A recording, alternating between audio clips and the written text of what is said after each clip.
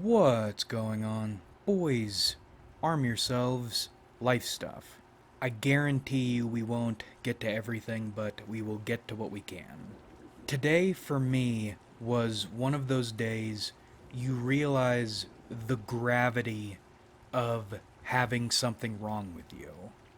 A more extreme roller coaster of one's typical bad feelings that in the last 30 minutes somehow have abated or has abated, at least momentarily, but you still feel it.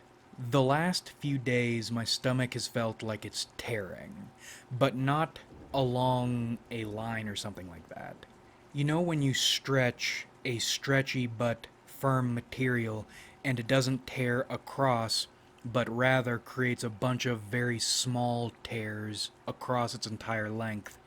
That's the way my stomach has felt. And my nausea, that low level of nausea, it's never fun, but today it got really nasty. And that's weird because I should feel good today. I've eaten well, got more than enough sleep, and I'm living at home again, but my father is going to be away for the next 2 weeks. And I've been thinking part of why my nausea has been so bad recently was my constant interactions with him. Those feelings of no escape.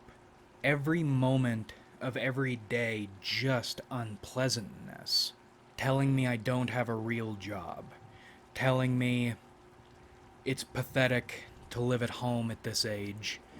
When when I initially moved out, that was taken as an offensive thing, like, is our home not good enough for you? Frustrated I don't help out.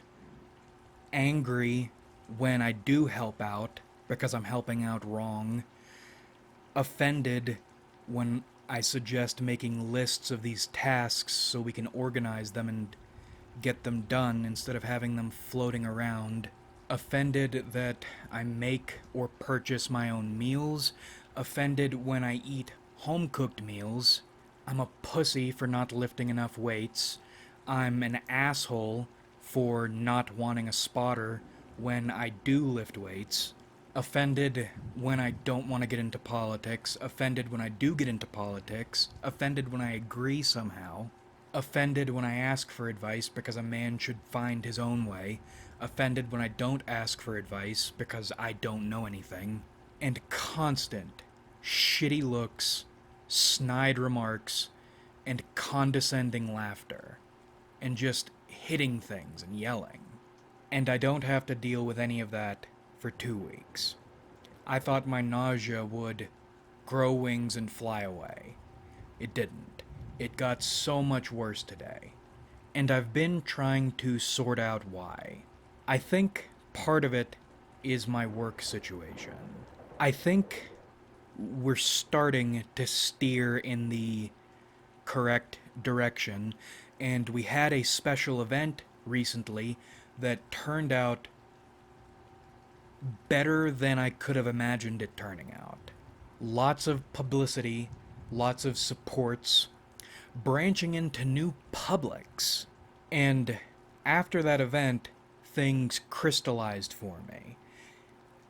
I see a way we could steer ourselves without changing our money bleeding ways, trying to actually to help people ways. I see a way we could get ourselves self-sustaining without going under and without compromising our values. I see it. But doing it that way would require a lot of teamwork and focus. And I found out today one of our board members did the equivalent of throwing one of our only oars into the water on our raft in the middle of the ocean without consulting anybody. And not only can we not do anything about that at this point, but also most of the board members seem to be on board with that decision. And it's like, shit, man. We Why did you do that? Why did you do that? And why is everyone else either agreeing or complacent? And it finally dawned on me that this organization is not going to succeed. At least in that way. I do think there is a way it could still succeed, but it's going to be on me to do it. You can't win a football game if your quarterback throws the ball away saying, we shouldn't need a ball to win. The alternative, of course, is jumping ship right before the boat sinks, because I do think I see myself riding this out to gather experience, to try to make things work, even though I'm beginning to think it's not going to happen, and go somewhere else before we go belly up. But I cannot overstate the bafflingly bad nature of this decision. This is something that, if I didn't know the context, I would assume or feel certain it was malicious. And this decision is not going to ruin us, but it is indicative of a group mindset aimed at failure. We have so many things working against us, we can't afford to burn bridges like that. So I think that's part of it. Realizing the ship you have sacrificed for is sinking, and all you're doing by sacrificing is ensuring you don't have a lifeboat to flee on. Again, unless you pull some wild shit, which I am trying to figure out how to do. Because at this point, I've come to understand enough about nonprofits. I think I can make nonprofit management my career, because there is a skill set attached to it, and I'm developing those skills. But the real test is going to be, can I resuscitate a dead slash dying organization alone? And alone, I think, is the key word. I think that's the root of everything. There is too much evil and pressure in the world for one person to deal with alone, just to survive alone, much less try to thrive in it. But that's what you have to do. Ultimately, you are doing all this, everything in your life, alone. If you think you have people on your side, maybe they won't turn outright malevolent, but it's only a matter of time until you realize they are not people on your side, they are components to be managed and dealt with if it comes to that. Not that you can really deal with anything. My love for my mother has been killing me recently.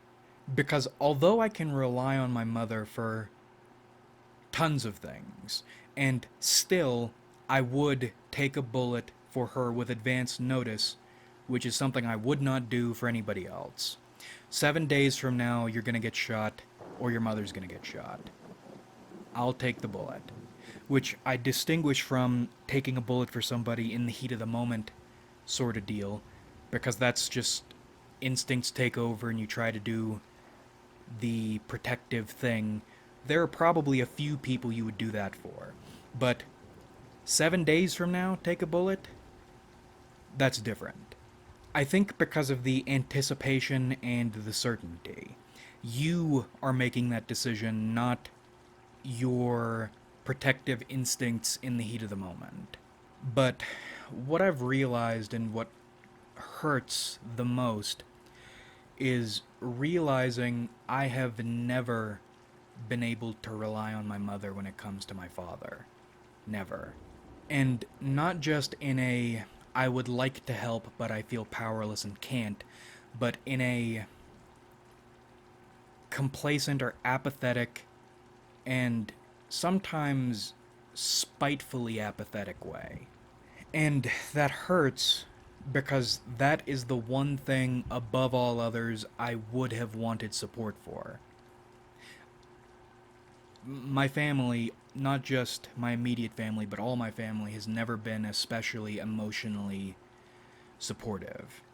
But realizing that is, and you don't pay attention to some things. When your hope is the vilest disease on the planet, it makes you overlook consciously things you can't afford to overlook. You can't hope ever.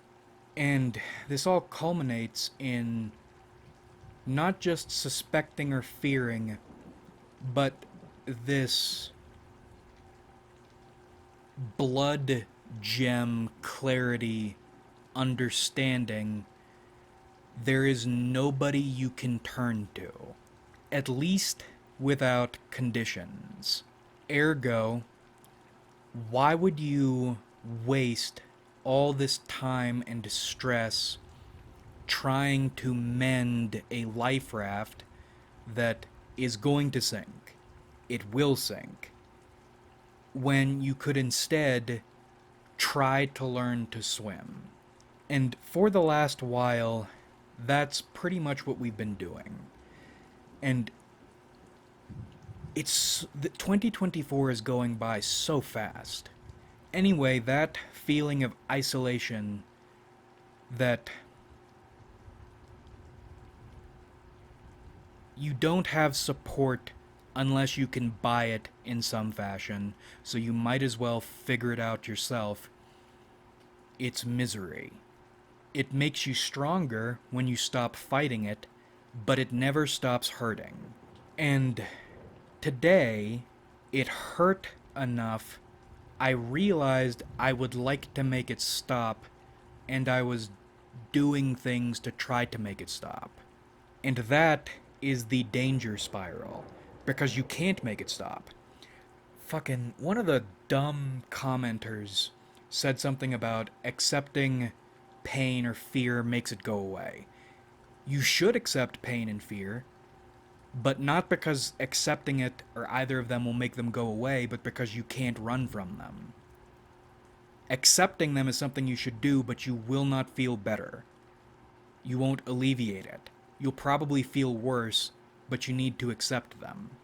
But I caught myself feeling bad enough I was doing little things to try to make it stop, and of course, those little measures don't work. They make you feel worse because you're running from it even if you don't intend to, and then you start panicking. It's like you have a child inside you. It's going, that hurts. Please make the ouchies stop. And you can't reason with a child. One of the reasons I hate Stoics or Stoicism is the moment you reach that point, that entire philosophy goes out the window. If you think any amount of conceptualization will beat the pain, you're wrong. You haven't experienced that pain yet. And then the kid starts crying, and you cannot afford this thing to be making all this noise. So your options are let it freak out and deal with the consequences of whatever shit, dark shit out in the ether this sobbing is alerting, or you bludgeon it to death, which, if you kill the kid, what's the point? You're trying to grow this thing, this little thing that should know better, into a man, and if you kill it, it's never going to get there. There's no winning. So what do you do when you are beset by emotional and physical pain bad enough you desperately want out, but nothing can make it stop? something, anything productive. I went to lift weights.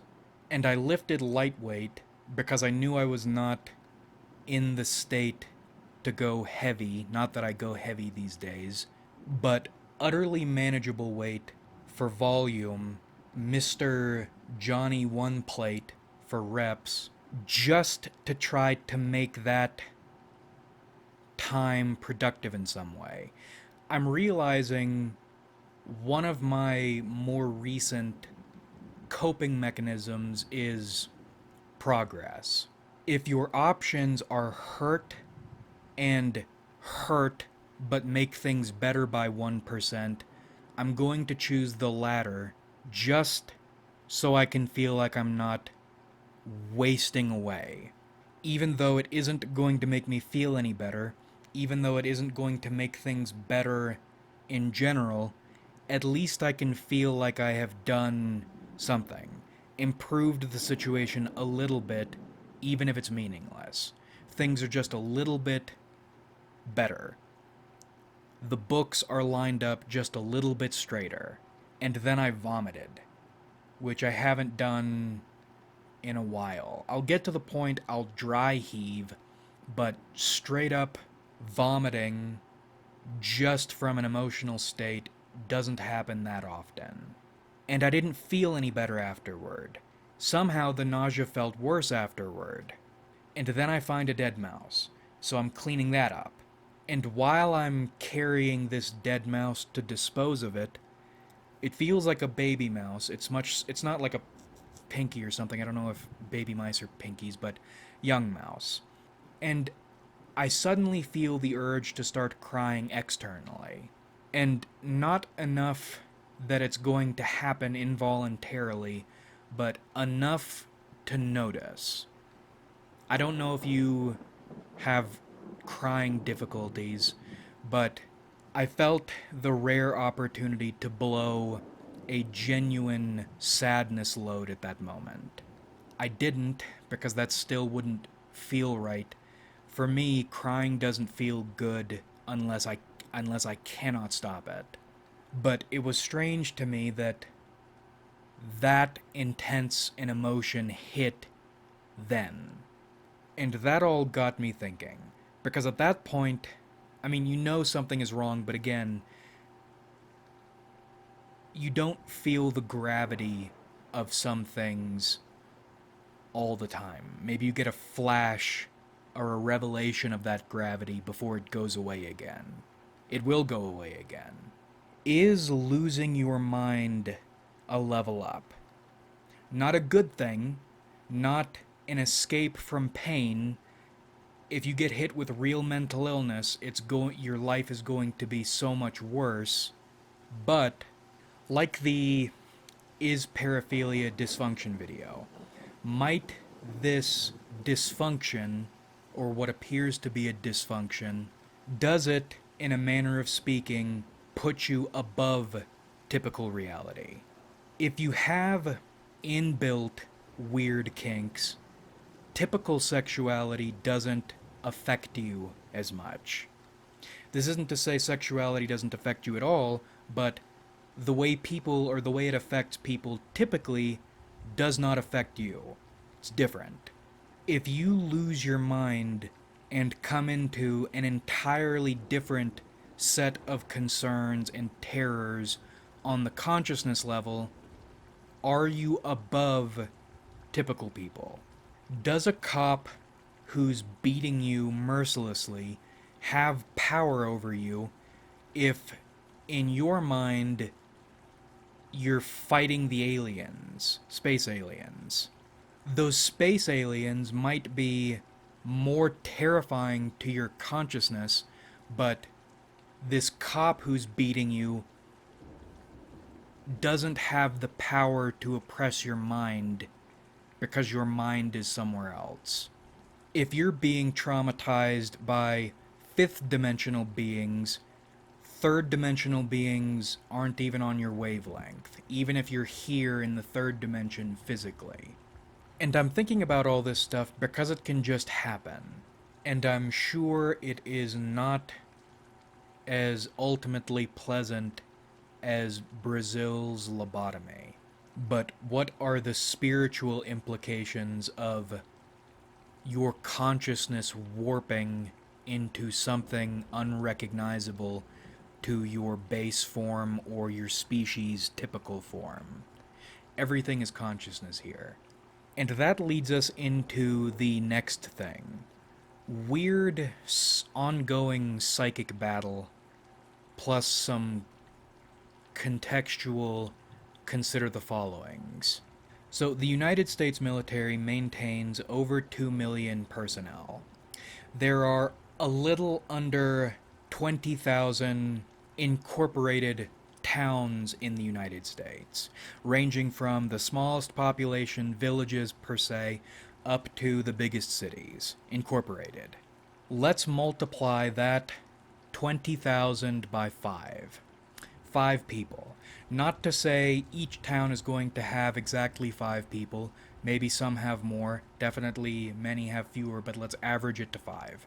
Multiplying 20,000 by 5, you get 100,000.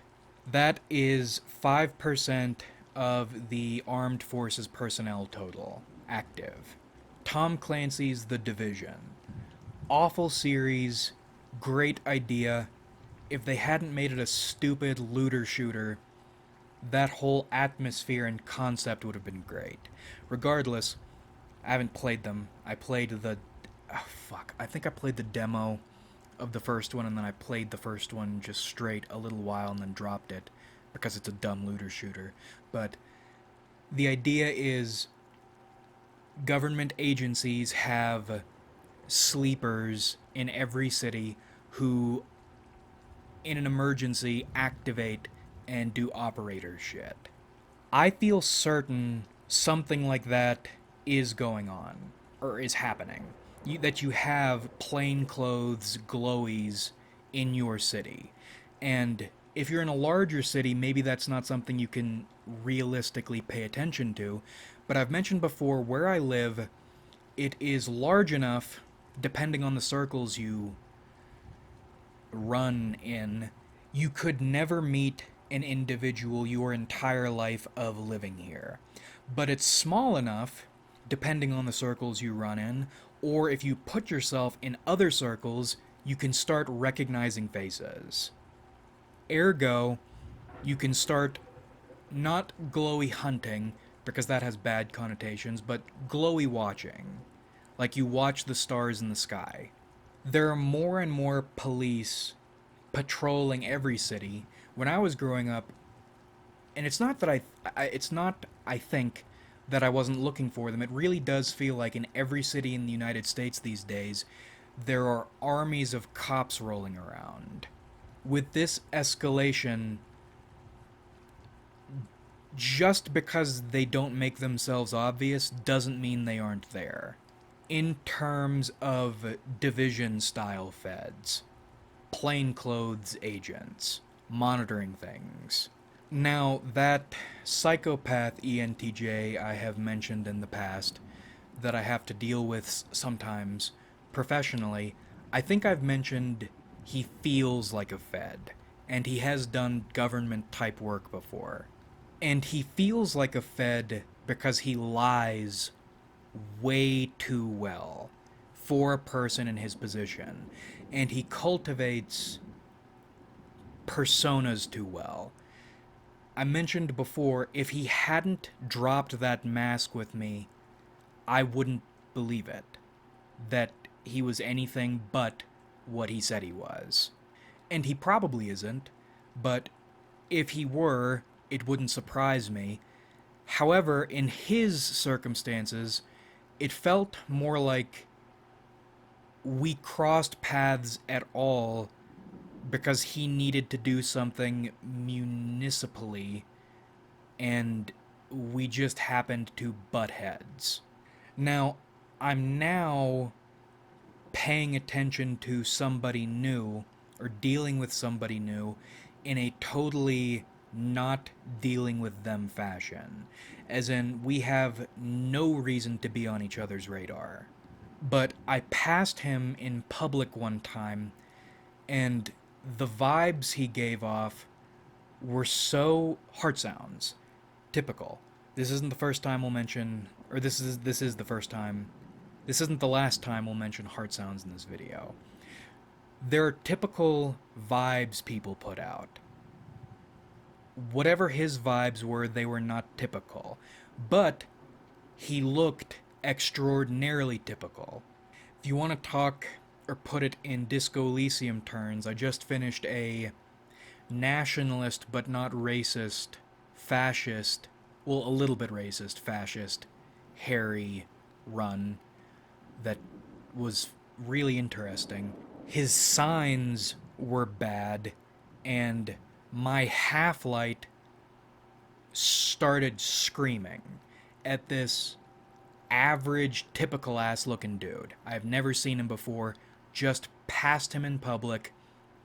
Something in my lizard brain starts shouting that motherfucker isn't real, or there is something wrong with him, he is a threat. And I thought that was weird, but I ignored it. And then I ran into him at the bank my organization uses. And it's a weird bank. Something I didn't really notice until I started paying closer attention. Nothing suspicious, just odd. You don't see many citizens go in there. Everyone who works there is a young, attractive woman. There is a nice lobby you can just hang out in, even though hanging out seems not to be the explicit purpose of that area. And mainly businesses use the bank. This one is not a larger bank. We mentioned the circles you run in earlier. This is one of those circles. This is one of those areas you see the same people regularly if you go there regularly, and you don't see other people, because other people use other banks. Anyway, I go to this bank one day, and this motherfucker is in there, doing whatever he's there to do, and making more animated small talk than most people who go in there make. And it was weird, because almost immediately I noticed him watching me without watching me. And that's a weird feeling, right? Because most people, they might notice you, but they aren't lasering in on you. Or if someone is going to laser in on you, it's going to be, again, we mentioned that gas station jackass, thin blue line motherfucker staring you down directly because he smells something on you he doesn't like. And he's going to make it apparent that he doesn't like you by staring at you. So I feel, with this dude, the laser of all his attention while he is not paying any attention to me at all. Or apparently not paying any attention to me at all. And there are two tellers in there I normally deal with. And their vibes were weird. They didn't do anything different, but I could feel them paying attention to me in a more concerned and more apparent way. And this is one of the reasons I'm glad somehow, don't know how it happened, but cosmically struck a deal with the feminine in the world at large. Those two tellers and I don't talk like that. We know almost nothing about each other. But the way they acted and looked at me clued me into the fact I'm not crazy. There is something weird to detect here. And again, really odd. This is not a huge buff dude. He's not...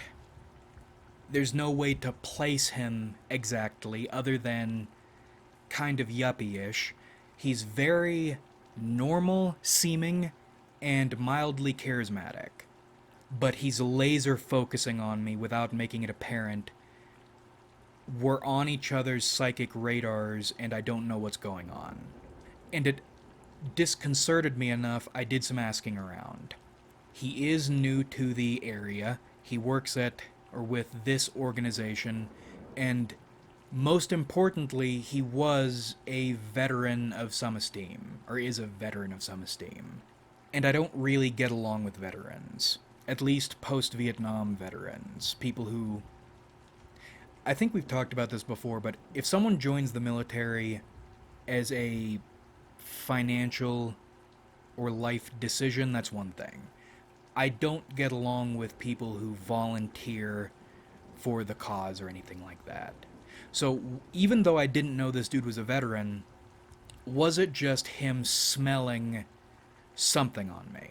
Because we said before, most people are Hylics, but being a psychic or having a soul, which is what that means in our vernacular, doesn't mean you are automatically allied with everyone else with a soul.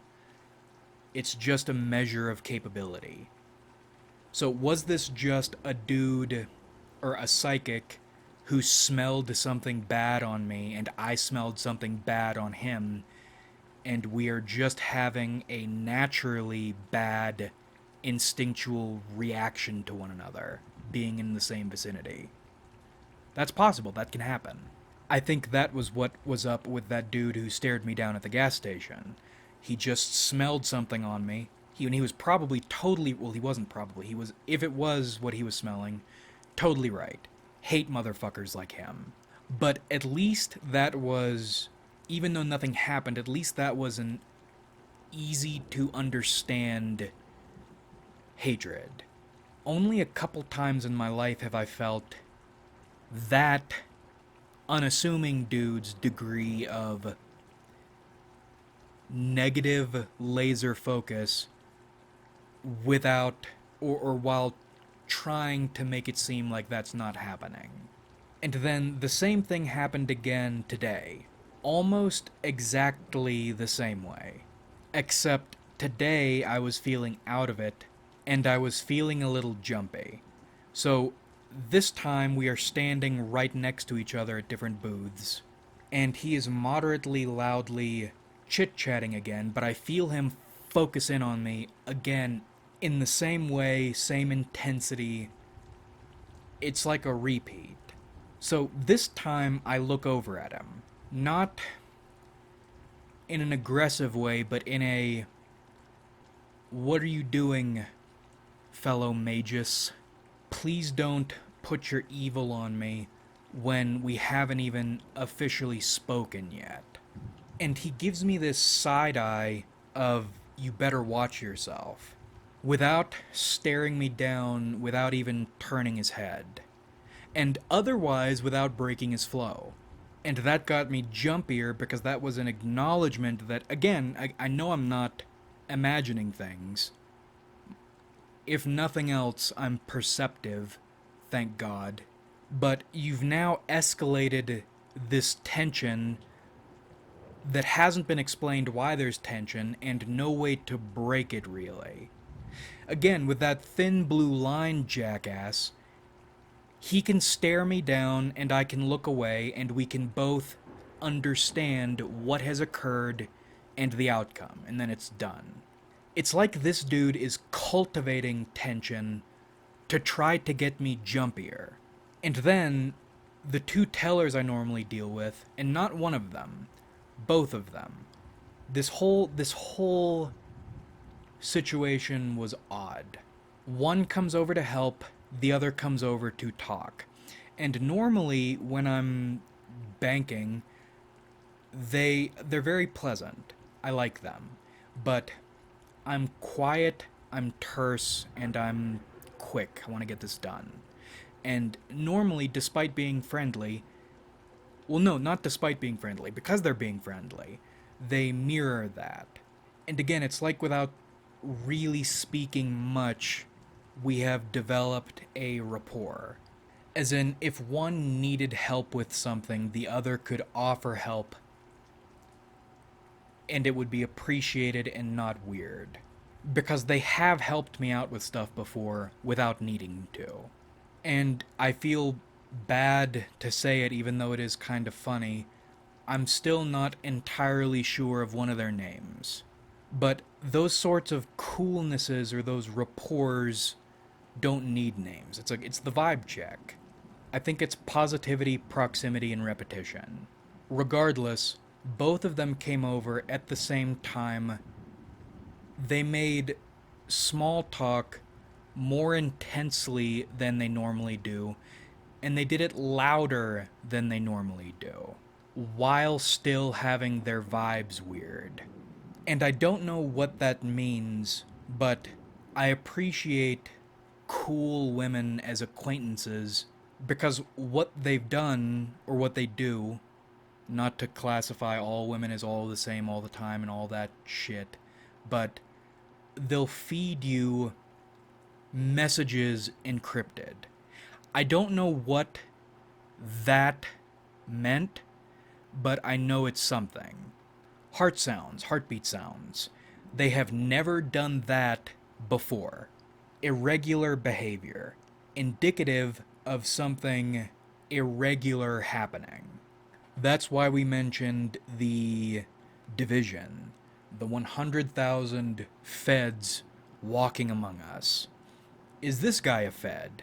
If he is, then what's his deal?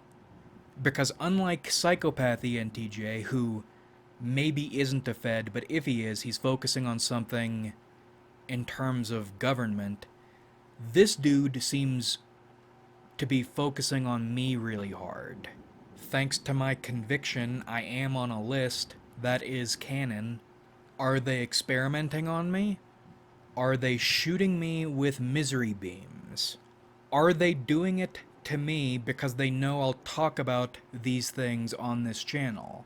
We talked about the spiritual or psychic implications of losing one's mind, and in recent videos we have talked about how unexpected contemporary and future glow-in-the-dark methods are going to need to be because of how, or the strides, general societal suspicion has made. Is this some kind of experiment? Is this just general monitoring? Is nothing going on? Probably nothing is going on, but our 3 interactions, me and that dude, were so intense and odd, irregular in terms of tone compared against the backdrop, the chorus of normality. These tones were really wacky. So if it's not silly glow-in-the-dark shit, then it's something. But if it is silly glow-in-the-dark shit, it wouldn't surprise me. Because again, you probably have sleeper agents in your city, and I'm sure if there are people to read about, then they have read about you, if you're one of them. And we're rambling, so we'll cut it here, but essentially everything comes down to misery and sleeper wizards. Pain will never stop feeling like pain in all its forms, and there is probably a Fed standing behind you. Like if you enjoyed, subscribe if you haven't.